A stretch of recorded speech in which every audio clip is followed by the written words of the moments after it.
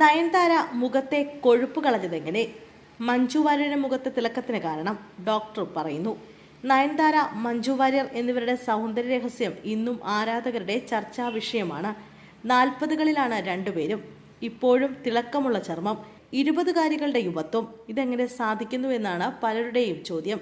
ഇതേക്കുറിച്ച് facial സർജനായ doctor Varun Nambiar പറഞ്ഞ വാക്കുകളാണ് ഇപ്പോൾ ശ്രദ്ധ നേടുന്നത്. നയൻതാര സർജറി ചെയ്തിട്ടുണ്ടെന്ന് ഇദ്ദേഹം പറയുന്നു.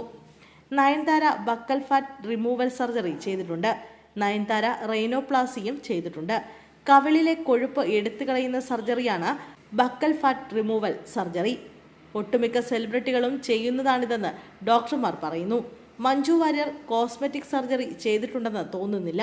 മഞ്ജു വാര്യരുടെ കേസിൽ സർജറിയുടെ സാധ്യത വളരെ കുറവാണ്. മഞ്ജു നല്ലതുപോലെ ലൈഫ് സ്റ്റൈൽ മാറ്റി എന്നതാണ്. ഇപ്പോൾ അവർ സൈസ് 0 ആണ്. അവരുടെ ലൈഫ് സ്റ്റൈൽ അത്രയും മാറി. നല്ല ഭക്ഷണം മാത്രം. അപ്പോൾ നമ്മുടെ സ്കിൻ വെട്ടിത്തിളങ്ങും. അതാണ് ഒരു ഫാക്ടർ. രണ്ടാമത്തെ ഫാക്ടർ മിക്കവാറും ഫില്ലേഴ്സും. ജോ ഇംപ്ലാന്റ് ചെയ്തോ എന്ന് എനിക്കറിയില്ല. ചിൻ മുന്നോട്ട് വന്നിട്ടുണ്ടെന്നും ഡോക്ടർ വരുൺ നമ്പ്യാർ പറയുന്നു.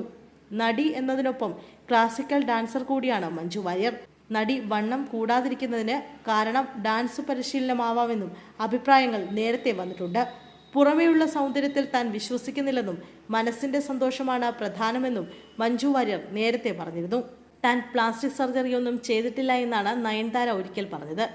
ഐബ്രോ മേക്കപ്പിൽ വരുന്ന വ്യത്യാസവും ഇടയ്ക്കിടെ വണ്ണം കൂടുകയും കുറയുകയും ചെയ്യുന്നതായിരിക്കാം ആളുകൾക്ക് താൻ പ്ലാസ്റ്റിക് സർജറി ചെയ്തിട്ടുണ്ടാകാൻ കാരണം എന്ന് തോന്നുന്നത്.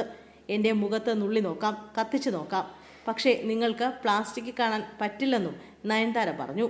തൻ്റെ സ്കിൻ കെയർ പ്രൊഡക്റ്റ് പ്രൊമോട്ട് ചെയ്യുന്ന ഘട്ടത്തിലായിരുന്നു നയൻതാരയുടെ വാക്കുകൾ.